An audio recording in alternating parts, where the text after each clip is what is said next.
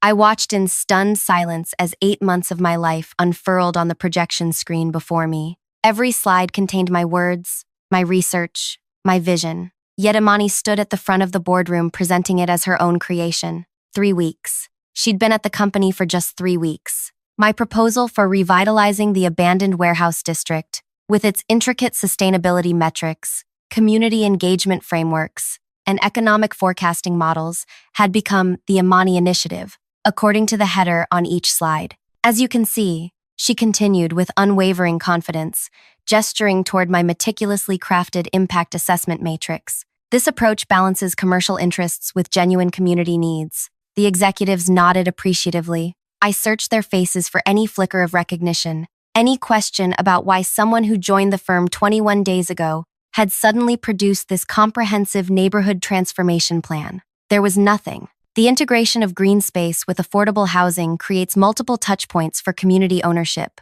Imani explained, using my exact words I'd refined through countless drafts at my kitchen table. At 3 a.m., my boss, Terrence, leaned forward, captivated. The board is going to absolutely love this direction. The way you've reimagined the warehouse district is revolutionary. I felt dizzy, my fingernails digging half-moons into my palms beneath the table. When the lights came up after the presentation, I forced myself to breathe normally, as applause filled the room. Any questions? Terrence asked, beaming at his new protege. My hand rose of its own accord. Audra? He acknowledged me with visible reluctance. I'm curious about the community stakeholder interviews, I said, my voice steadier than I felt. There were over 200 of them conducted. Did you personally speak with the neighborhood coalition leaders? For a fraction of a second, uncertainty crossed Imani's face before she recovered. I was inspired by preliminary research, of course. The groundwork was invaluable. Preliminary, I repeated quietly.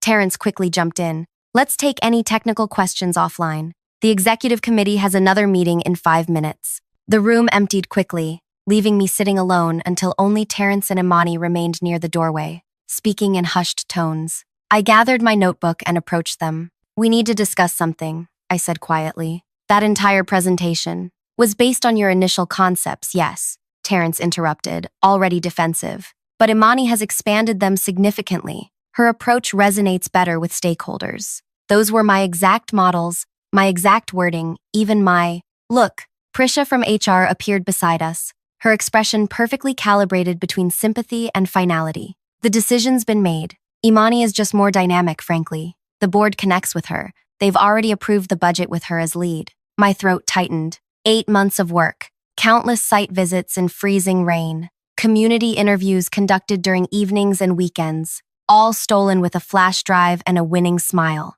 Fine, I said, finally, a strange calm settling over me. Keep it. The project's all yours. They visibly relaxed. They'd expected resistance, tears, anger. I walked to my desk, opened my drawer, and removed the small plant my sister had given me when I landed this job 2 years ago. I placed it in my tote bag alongside a framed photo of my grandmother and my favorite ceramic mug. Within 10 minutes, I had cleared my personal items and walked out the front door without looking back. Before I continue with what happened next, if you're finding this story resonates with you, please hit that like button and subscribe to hear more stories about workplace justice and professional revenge. Leave a comment if you've ever had your work stolen. Trust me, what happens next will be worth the wait. My name is Audra, and before this catastrophe, I was a senior development strategist at an urban planning firm. People always described me as thorough, thoughtful, and tenacious, qualities that made me excellent at my job, but terrible at office politics. I preferred researching zoning regulations to attending happy hours, and I'd rather spend weekends walking through neighborhoods talking to residents than networking at industry events. This neighborhood revitalization project had become my obsession from the moment it landed on my desk. The warehouse district had been abandoned for decades, 12 square blocks of crumbling brick buildings, broken windows, and forgotten potential. But where others saw decay, I saw possibility. Affordable housing alongside creative workspaces, community gardens connecting neighbors, local businesses thriving in renovated storefronts. I began by literally walking every street, photographing buildings, talking to the few businesses still operating in the area's periphery. I attended community meetings at the local library, listening more than speaking. I met Lorna, who who had lived in the neighborhood for 62 years and knew every family on her block. I got to know Darnell, who ran an unofficial community tool-sharing program from his garage. I spent evenings with Miro, who organized a youth chess club in the park despite the broken tables. These weren't just stakeholder interviews to me. These were relationships. I drank tea in living rooms. I attended birthday celebrations in community centers. I helped plant seedlings in guerrilla gardens sprouting between abandoned lots. For 8 months, I immersed myself in understanding not just the physical structures of the neighborhood, but its human architecture, the invisible connections between people that made this neglected corner of the city resilient, despite decades of disinvestment. My proposal reflected all of that research in its data and projections, but the heart of it, the human connections, and unwritten agreements, those remained in my head, in my conversations, in handshake promises made over coffee or while painting a community mural. Imani arrived at the firm with impeccable credentials and charisma that made everyone gravitate toward her immediately. I admired her confidence at first, even mentored her during her first 2 weeks. When she asked to see some of my current projects, just to understand the firm's approach, I happily shared digital files of my work in progress. 3 days later, she was in Terrence's office for over an hour, with the door closed. The next morning, I received a calendar invitation for the presentation that would end my time at the firm. As I drove home after clearing out my desk, I wasn't angry yet, just hollow, as if something essential had been scooped out of me. I had invested so much of myself in that project, imagining how it would transform not just the neighborhood but also my career. Now someone else would get credit for my vision, my research, my relationships. But by midnight, as I sat on my apartment floor surrounded by my meager office belongings, something shifted inside me. A clarity emerged through the fog of betrayal. I realized that Imani and Terrence had stolen my documents, my proposal, my slides, but they couldn't steal what wasn't written down. They had no idea that the success of this project depended on dozens of conversations that never made it into official reports. They didn't know which property owners were quietly blocking progress behind the scenes, or which historical elements residents would fight tooth and nail to preserve. They weren't aware of the specific promises I'd made to community leaders about affordable housing percentages, local hiring guarantees, and green space allocations. I hadn't documented these critical details because they were still evolving, still being negotiated. The project documents contained the what, but not the who or the how. Without those relationships and that contextual knowledge, the beautiful renderings and economic projections were just pretty fiction. I almost felt sorry for them. Almost. I spent the next week applying for new positions and fielding concerned calls from colleagues. Word had spread quickly about my departure, and the office rumor mill was churning with various versions of what happened. None of my former coworkers directly asked if Imani had stolen my work. They didn't need to. They knew. "You should fight this," urged my friend Zoe over lunch. "You have earlier drafts, time, stamped emails. You could prove it was your project." I shook my head. And then what? Force myself back into a company that allowed this to happen? Work for people who so clearly don't value me? "So, you're just going to let her get away with it?" Zoe looked incredulous. I smiled for the first time in days. "I'm not letting her get away with anything. I'm letting her walk directly into the consequences of not knowing what she doesn't know." The groundbreaking ceremony was scheduled for 6 weeks after my departure. I watched the company's social media posts as Imani's star rose. There she was shaking hands with the mayor. There she was being interviewed by the local business journal about her innovative approach to community-centered development. There she was standing proudly in front of the warehouse district, pointing toward the future she'd supposedly envisioned. I received an email invitation to the groundbreaking ceremony, a mass email sent to all community stakeholders they had on file. The irony wasn't lost on me. I decided to attend, but not as a participant. I needed to witness what was about to unfold. The day arrived with perfect weather, sunny, mild, ideal for the outdoor event they'd planned. A temporary stage had been erected in front of the largest warehouse, with chairs set up for various dignitaries. Behind the stage hung a massive rendering of the proposed development, my design now emblazoned with the company logo and Imani's name in the corner as lead architect. I positioned myself across the street, wearing sunglasses and a hat, just another face in the crowd gathering to witness the event. Local news crews set up their cameras as Terrence, Imani, and the mayor took their places on stage, smiling for the flashing cameras. "Today marks the beginning of a new chapter for our city," the mayor announced, his voice booming through speakers. a visionary approach to neighborhood revitalization that puts community first. Imani stepped forward to the microphone, exuding the same polished confidence she'd displayed in the boardroom. I'm thrilled to present this transformative vision for the Warehouse District. Our approach centers the community at every step, ensuring this development serves the people who call this neighborhood home.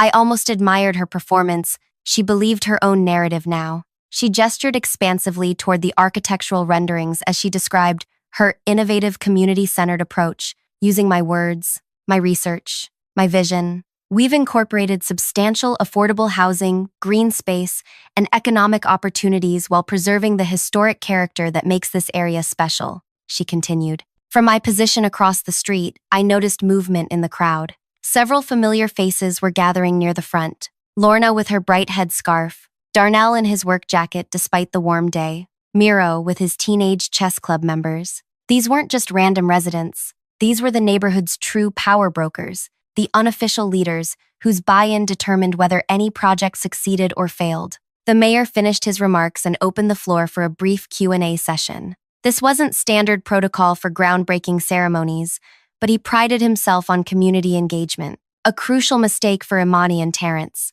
Lorna's hand shot up first, and the mayor recognized her immediately. She'd lived in his district for decades and never missed a town hall. You mentioned affordable housing, she said, her voice carrying clearly despite her 82 years. But where are the 60 units of senior housing at 30% below market rate that were promised for the Wilson building? I don't see them in these drawings. Imani blinked rapidly. We have affordable housing distributed throughout the development. That's not what we agreed to, Lorna interrupted firmly. We specifically discussed senior housing in the Wilson building because it's closest to the medical center and has elevator infrastructure already. You promised it in writing. I had indeed promised it, but in a handwritten note during a community meeting, not in the official proposal. Imani glanced desperately at Terrence, who stepped forward. We're still finalizing specific building allocations, he said smoothly. All community agreements will be honored. Before he finished speaking, Darnell raised his hand. The mayor, recognizing another community fixture, called on him. The job training center, Darnell said, was supposed to be operational before construction began on the residential units. That was the guarantee that local residents would have first access to construction jobs. Where's that in the timeline? Imani fumbled through her presentation materials. Our phased approach prioritizes. That's not what we agreed to, Darnell cut in. We have 30 young people who've completed pre-apprenticeship programs specifically for this project. Are you saying those jobs aren't happening? Miro stood next without being called on. And what about the community ownership model for the marketplace? We were promised 51% ownership stake for neighborhood residents with subsidized vendor stalls for local businesses. Imani's professional composure cracked. I'm not familiar with those specific details, but I assure you, who exactly have you been meeting with? Called another voice. Yasmin, who ran the neighborhood association. Because it wasn't us. The mayor's smile had vanished entirely. He leaned over to whisper something to his aide, who nodded and stepped away, phone already at her ear. More hands rose. More questions followed. Each one referenced a specific conversation, a particular promise, a detailed agreement that appeared nowhere in the official documentation. With each question, Imani's confident facade crumbled further. Terrence attempted damage control, but his vague assurances only heightened the tension. This isn't what we discussed with Audra, Lorna said finally. Speaking the truth, everyone had been dancing around. A hush fell over the crowd. Camera crews swung toward the community members, sensing a story more interesting than a standard groundbreaking. Audra Parker was part of our early research team, Terrence said carefully. But this final vision is Imani's work. Then Imani should be able to tell us about the preservation agreement for the murals on the eastern buildings, challenged an artist from the back. Or the noise mitigation plan for construction near the elementary school, or the community review board structure. The mayor stepped in, clearly recognizing the unfolding disaster. It seems we have some communication issues to resolve. Let's postpone the ceremonial groundbreaking until we can ensure all community agreements are properly documented and honored. News cameras captured every moment as the event dissolved into clusters of angry residents confronting flustered company representatives. I watched Imani standing alone on the stage, staring at her now useless presentation materials, the enormity of what she didn't know finally dawning on her. By evening, local news was reporting on the unexpected confrontation at what should have been a celebration. Community members raise serious concerns about warehouse district revitalization. Read the crawler beneath footage of Lorna questioning Imani. Within days, regional outlets picked up the story. Development project faces backlash over broken promises. The business journal that had profiled Imani now ran a piece titled Communication Breakdown: When Developers Fail to Engage Communities. I watched it all unfold from a distance, sending out job applications and taking interviews while the project imploded. 1 week after the disastrous groundbreaking, the city council called for a formal review of the project approvals. The following week, an advocacy group filed a petition demanding community oversight of the development. Investors grew nervous. The mayor, facing re-election, publicly questioned whether the current development team understood the neighborhood's needs. The project that had been fast-tracked for approval was now mired in controversy and delays. I accepted a position with a smaller firm across town, one that specialized in genuine community-led development. My new boss valued my methodical approach and community connections. I began rebuilding my career, focusing on a different neighborhood with different challenges. Then, exactly 1 month after the failed groundbreaking, my phone rang with a number I recognized immediately. "Audra," Terrence said when I answered. His voice lacked its usual authoritative tone. "How are you?" "I'm well," I replied, watching through my new office window as rain streaked the glass. "How can I help you?" "Things have gotten complicated with the warehouse project." "Sounds like it," I replied, keeping my tone neutral. "I saw the coverage about the community coalition demanding the permits be revoked." He sighed heavily. "It's worse than what's in the news. Investors are threatening to pull out. The mayor's office is distancing themselves. The project is falling apart. That's unfortunate. The relationships you built, the agreements you made. We need your help, Audra." I let the silence stretch between us, watching raindrops race down the window pane. "We're willing to bring you back," he continued, desperation evident in his voice, "with a substantial raise and proper credit for your work." "I'm not interested in coming back," I said calmly. "Name your price. Seriously. We can't move forward without you." "My consulting rate is triple my former salary," I said, "and I'll need full project control." The silence lasted 15 seconds before he spoke again.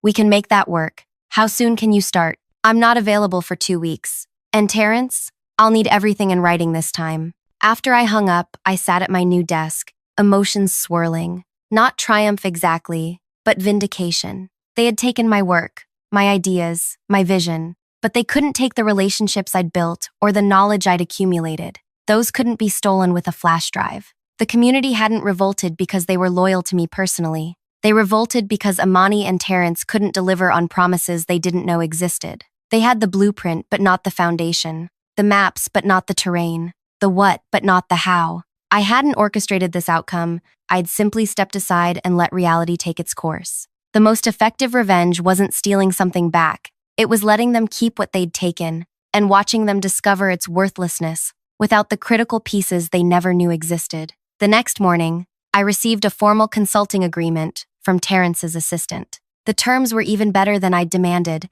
triple my former salary, full creative control, and prominent credit on all materials. They were desperate. I took the document to my new boss, explaining the situation. "I'd like to help salvage this project for the community's sake," I told him. "But I don't want to leave the position I just started." He studied the agreement, then looked up with a thoughtful expression. "What if we approached this differently? Instead of you going back to them, what if our firm took over the project with you as lead?" "A partnership?"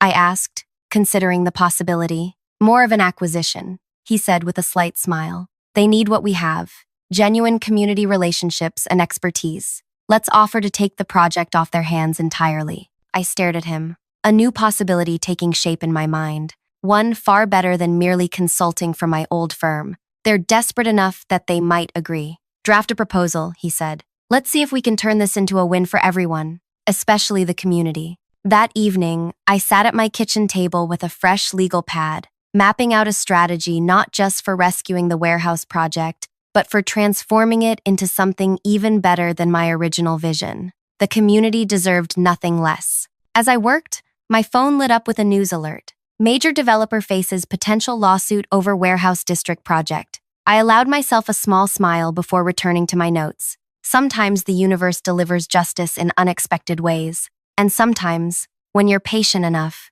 You get to be the one holding the scales. 2 days later, I presented my proposal to Terrence and the project stakeholders at their offices. I chose to meet them on their territory. It gave them the illusion of control, while I held all the cards. "This is highly unusual," said Prisha from HR, frowning at the partnership agreement I'd placed on the table. "We wanted to bring you back as a consultant, not hand over the entire project. The situation has evolved beyond consulting," I replied calmly. "The community has lost faith in this firm's ability to deliver on promises made. My new company specializes in rebuilding exactly that kind of trust." Terrence leaned forward, his expression tight. "We're not prepared to simply give away a multi-million-dollar project." "You're not giving it away," I corrected him. "You're accepting a lifeline for a drowning initiative. Let's be clear about where things stand." I opened my laptop and pulled up the latest news coverage. 3 investor groups have publicly expressed concerns. The mayor is now calling for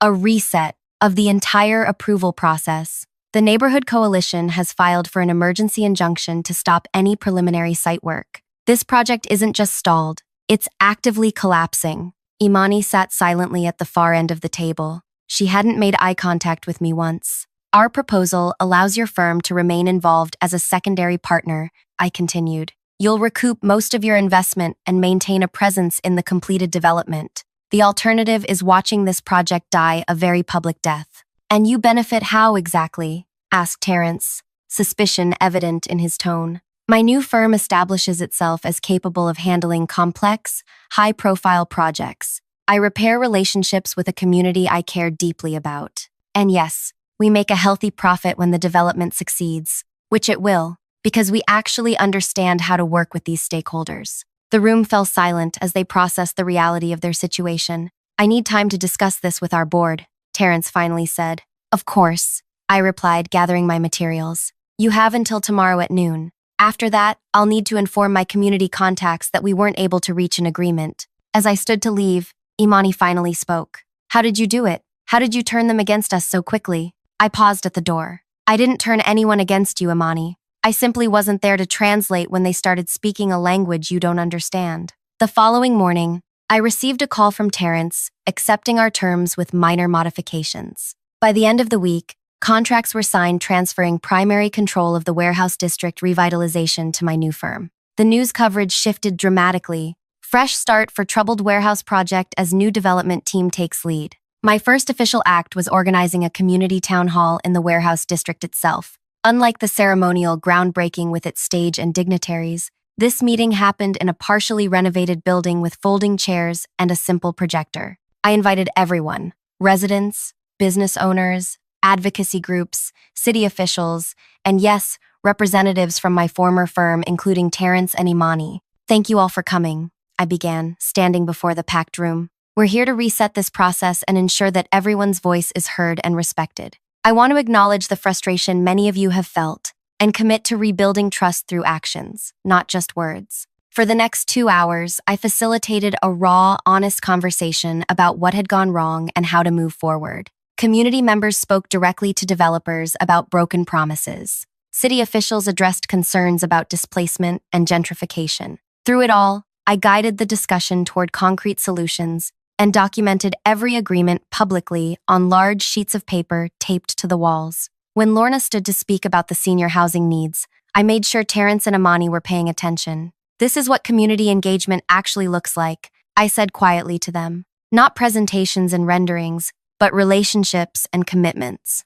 By the end of the meeting, we had established a community oversight committee with real authority, revamped the project timeline to prioritize local needs, and created transparent accountability mechanisms. The tension in the room had transformed into cautious optimism. As people were leaving, Miro approached me. "You came back," he said simply. "I never really left," I replied. "This neighborhood matters too much." He nodded. "The other woman, your replacement, she visited my chess club once after you left, took pictures for social media, talked about featuring us in marketing materials, never asked our names. That won't happen again," I promised. "I know," he said. "That's why we all showed up at that groundbreaking. We knew something wasn't right when you disappeared and suddenly she was in charge. The timing was too convenient." I blinked in surprise. "So, you intentionally created that confrontation?" Miro smiled slightly. We may live in a neglected neighborhood, Audra, but we're not stupid. We recognize when someone steals another person's work. Lorna made sure everyone understood what was happening. We decided to wait for the perfect moment to ask questions they couldn't answer. I felt a rush of gratitude and humility. While I'd been planning my professional resurrection, the community had been executing their own form of justice on my behalf. Thank you, I said softly. No thanks needed. We protect our own. Over the next 3 months, the project transformed. With community leaders genuinely involved in decision-making, the plans evolved in unexpected and beautiful ways. The senior housing expanded to include intergenerational spaces. The job training center partnered with the high school to create dual enrollment opportunities. The community marketplace incorporated a seed library and teaching kitchen. My new firm's reputation soared as the warehouse project became a case study in community-centered development. We received inquiries from municipalities across the region wanting to replicate our approach. My career, which I'd feared was derailed permanently, instead catapulted forward. Through it all, Terrence and Imani remained involved as minor partners, attending meetings and watching from the sidelines as I led the project they'd tried to steal from me. Their presence was my one condition to the board. When we took over, I wanted them to witness every step of the transformation. 6 months after the failed groundbreaking, we held a new ceremony to mark the start of construction. This time, community members spoke alongside officials. This time, the renderings showed designs that had evolved through genuine collaboration. This time, when questions came from the audience, we had authentic answers. As we prepared to symbolically break ground, I handed ceremonial shovels to Lorna, Darnell, Miro, and other community leaders. I also, to everyone's surprise, called Terrence and Imani forward. This project has had a complicated journey, I said to the gathered crowd, but transformative work often does. Today, we recognize that this development isn't about any individual or company. It's about community vision and collective effort. I watched Imani's face as she reluctantly took her place beside the community leaders she'd once pretended to know. The contrast was stark. They stood confident and proud, while she looked uncomfortable and out of place. After the ceremony, as the crowd dispersed, Imani approached me. "I don't understand why you included us today," she said quietly, "after what we did to you." "Because this was never about you," I replied. "Or me. It's about something much bigger than either of us." "I would have destroyed you without a second thought," she admitted. "I know. That's the difference between us." I gathered my notes and turned to join a group of community members discussing the next day's planning meeting. "Audra," she called after me. "For what it's worth, I'm sorry." I paused but didn't turn back. "Prove it by actually listening to people next time, instead of just waiting for your turn to speak." That evening, I sat on the rooftop of one of the warehouses with Lorna and several other community elders, watching the sunset paint the old brick buildings in gold and pink.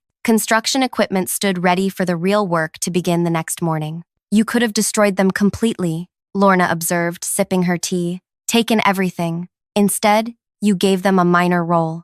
"Destroying them wouldn't help this neighborhood," I replied, "but transforming them might." She laughed softly, always thinking 10 steps ahead. "I learned that from you," I reminded her. We fell silent, watching darkness settle over the district. Tomorrow, the real transformation would begin, not just of buildings and streets, but of relationships and systems. My revenge wasn't in destroying Terrence and Imani's careers or publicly humiliating them, though I certainly could have. My revenge was in forcing them to witness real leadership from the sidelines, to see what they could never accomplish on their own, to understand that genuine success comes not from stealing credit, but from building trust. The most devastating revenge wasn't taking back what they stole. It was showing them how little they understood its true value. My phone buzzed with a text from my sister. "Saw the news coverage. You looked amazing. How does it feel to win so completely?" I typed back, "Like justice, but better." The Warehouse District project went on to become nationally recognized, featured in urban planning journals and sustainability conferences. Under our guidance, it transformed into something far more meaningful than my original vision, because we truly listened to the community rather than imposing ideas upon them. Terrence eventually left the original firm, his reputation diminished by the project's early failures. Imani remained, but her meteoric rise stalled. She was assigned to smaller, less visible projects where her lack of authentic community engagement skills wouldn't create public relations disasters. As for me, I established a new standard for development work that centered community knowledge and relationships. The victory wasn't in destroying careers or burning bridges, it was in fundamentally changing how business was done, with myself at the forefront of that change. Sometimes the most satisfying revenge isn't what you take away from those who wronged you, but what you build in spite of them. Something so magnificent that they're forced to stand in its shadow, knowing they could have been part of creating it if they'd chosen integrity over shortcuts. The warehouse district bloomed into a vibrant community hub where longtime residents could afford to stay, new businesses could thrive, and public spaces brought people together across differences. Each time I walked its streets, watching children play in parks that once stood empty and neighbors gathering in plazas that once held only broken glass, I felt a quiet vindication far sweeter than any dramatic confrontation. The greatest revenge wasn't in a single triumphant moment, but in the lasting legacy that would stand for generations after Terrence and Imani were forgotten. A neighborhood transformed not by theft and deception, but by patience, perseverance, and genuine partnership. If you've ever had your work stolen or been pushed aside for someone more dynamic, remember that true success can't be faked and relationships can't be stolen. Your knowledge, your connections, your integrity, these are your true power. Like this video if you've ever witnessed karma deliver justice in your professional life, and subscribe for more stories about overcoming workplace betrayal with intelligence rather than rage. Drop a comment about how you would have handled this situation. Would you have been as strategic, or would you have chosen a more direct form of revenge? The community you build here might just be your greatest resource when you face your own professional challenges.